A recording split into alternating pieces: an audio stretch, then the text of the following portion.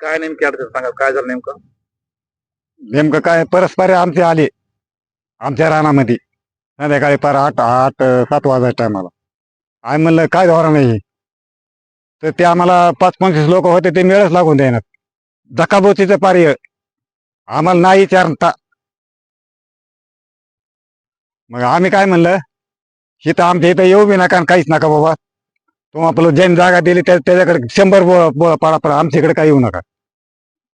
ते आमच्याकडं म्हणले आम्ही इथून तार वाढणार आहेत आणि तार वाढल्याच्या नंतर म्हणजे इथून म्हणजे इथून आम्हाला ढकलाढकली केली आणि म्हणले तुमचा काही अधिकार नाही इथं, आम्हाला न विचारता.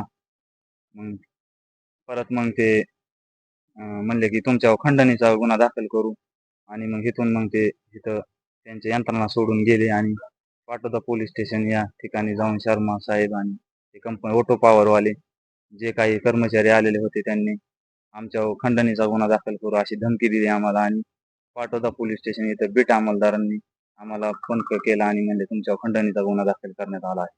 तुमचे बीट अंमलदार म्हणले नाही का, ह्यांनी आम्हाला विचार नाही, आमचं महाविद्यालय वगैरे काही नाही? ते त्यांनी काही विचारलं नाही, ते म्हणले असं करायला नाही पाहिजे होतं, म्हणजे तुम्ही उलट आम्हाला त्यांनी असं समजून सांगितलं नाही. ते म्हणले तुमच्यावर गुन्हा दाखल झालेला आहे.